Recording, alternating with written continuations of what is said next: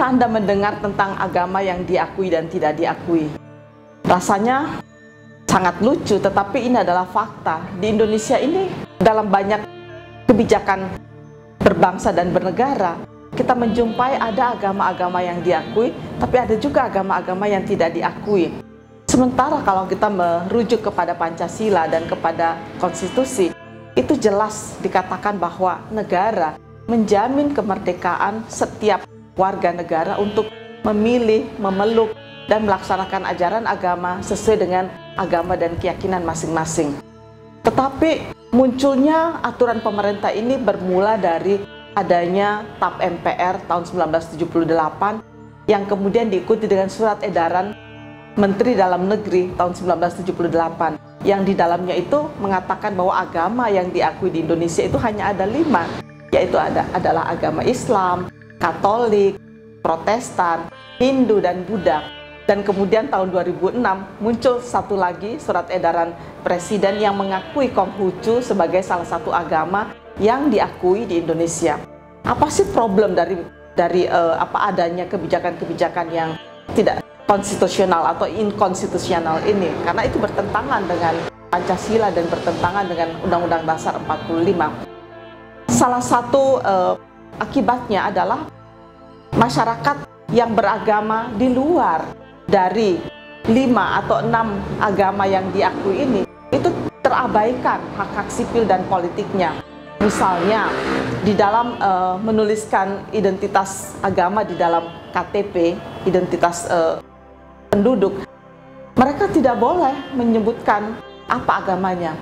Sebagai orang yang menganut agama Islam, saya boleh menuliskan agama saya secara resmi, secara terbuka di dalam kolom agama di KTP saya. Tetapi bagi penganut agama yang lain, seperti penganut agama Bahai, agama Sikh, agama Yahudi, atau agama-agama lain yang tumbuh di Indonesia, mereka tidak boleh menyebut agama mereka di kolom agama. Lalu apa yang mereka lakukan?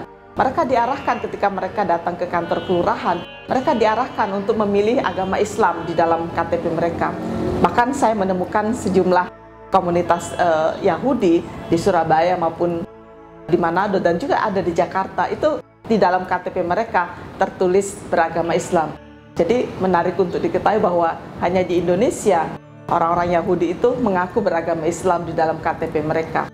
Nah, problem ini juga dialami oleh kelompok penganut agama-agama lokal yang kami sebut dengan indigenous religion. Itu jumlah mereka cukup banyak, lebih dari 200 agama-agama lokal yang tumbuh dan berkembang di Indonesia. Mereka tidak boleh mencantumkan agama-agama lokal mereka seperti Sunda Wiwitan, agama Parmalin, dan sebagainya di dalam KTP mereka.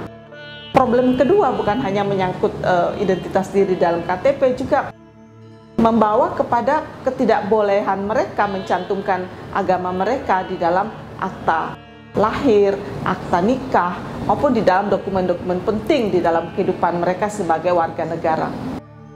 Dan ini juga membawa imbas kepada kehidupan sosial mereka dalam kehidupan yang lebih luas. Karena itu persoalannya adalah bagaimana negara ini bisa sadar bahwa sebetulnya mereka telah melakukan pengabaian, bahkan telah menginjak-injak hak-hak asasi mereka berkaitan dengan hak-hak sipil dan politik mereka yang seharusnya dijamin oleh negara.